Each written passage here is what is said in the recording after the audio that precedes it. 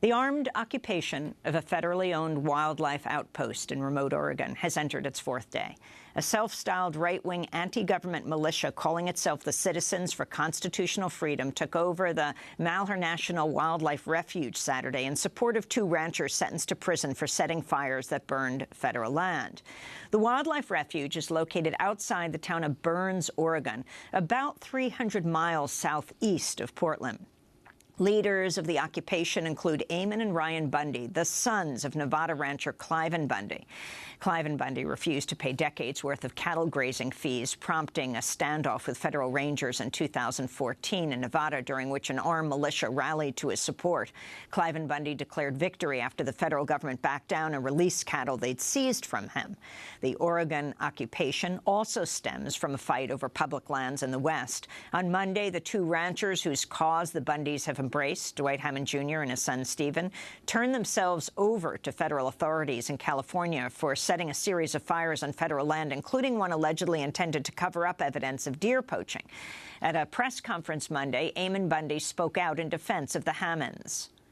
As you may know, Dwight and Stephen Hammond are being forced to report to prison today for a crime they did not commit, and they've been put twice in jeopardy for. They've already served prison time for this already, and now they're being forced to go back again. They are a good ranching family that ranches not but just a few miles from here. And myself and many, many, many others for weeks on end put all the energy we possibly could to try to keep them from having to go into this prison. And we feel that we have exhausted all prudent measures and have been ignored.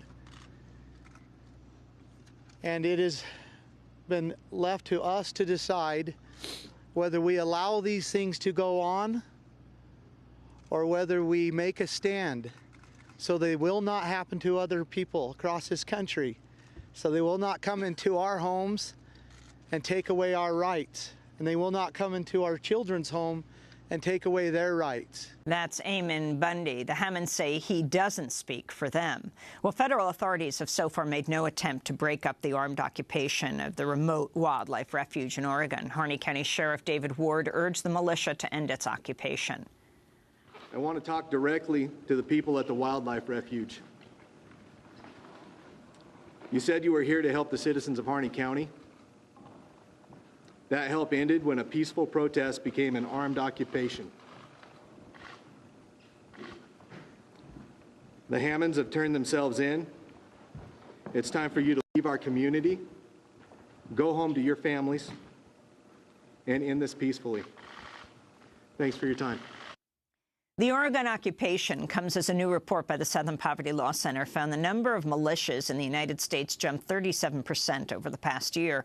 The center identified 276 militia groups, up from 202 in 2014. Joining us now is Richard Cohen, president of Southern Poverty Law Center. He's joining us from Montgomery, Alabama. Richard, talk more about what you found.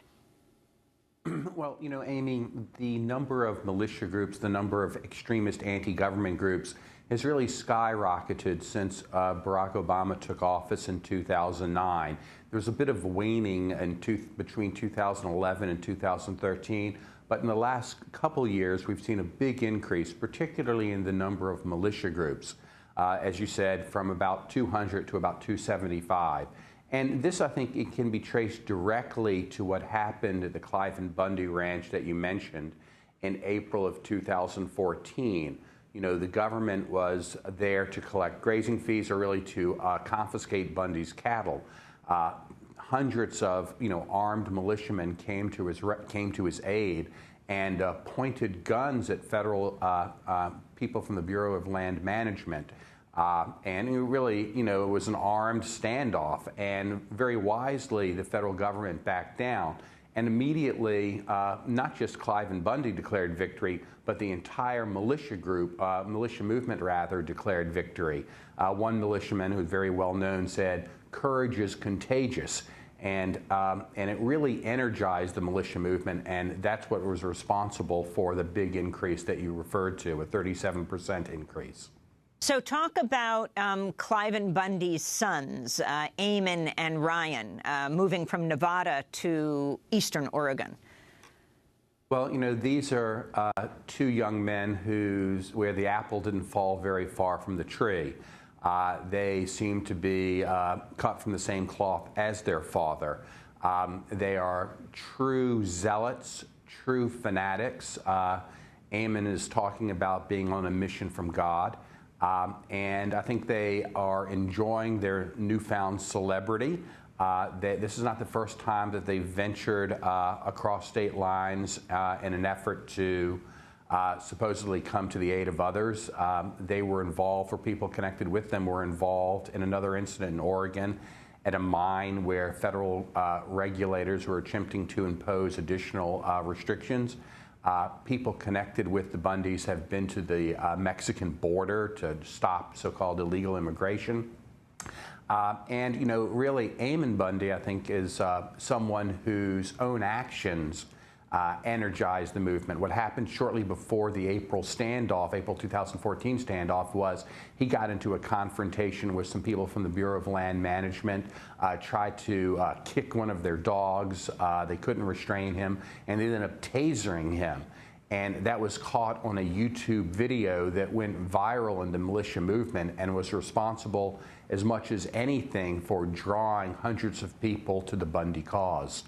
So explain the fire that the Hammonds set, and then talk about their relationship with the Bundys. They're saying that the Bundys don't speak for them, but explain why they were sentenced to jail. Well, they were sentenced to jail in connection with two fires, one in 2001 that burned over 100 acres and one in 2006 that was much smaller. They claimed that they were burning their land in order to protect it from other forest fires. But the federal government had a very different view of it. They said they did it to cover up evidence of poaching. They were originally sentenced the son was sentenced to a year and a day, and the father was sentenced to 3 months. And then the government appealed that sentence, and they were resentenced under federal guidelines that required a mandatory minimum of 5 years. And that, you know, that tremendous increase in sentencing was, I think, the thing that really sparked the hundreds of people coming to, you know, kind of their side. And now that whole thing is kind of morphed into a dispute over, you know, kind of the federal regulation of land, long-standing friction between ranchers and the federal government relating to the use of federal land. So that's how we got to where we are today. I'm sure that the Hammonds were heartened, or I assume the Hammonds were heartened, I should say, to have hundreds of people rally to their cause. You know, the lot of controversy surrounding federal minimums. But I think when they saw, you know, the violence associated with it, or the threats of violence, that they recoiled very wisely from that. Richard Cohen, The Guardian's reporting that John Ritzheimer, a prolific creator of online propaganda against Islam, has joined the crew of militiamen in Oregon. Southern Poverty Law Center has written about John Ritzheimer. Yeah, you know, I can't tell you, Amy, that I know a lot about that. I'm sure it's available on our website, splcenter.org.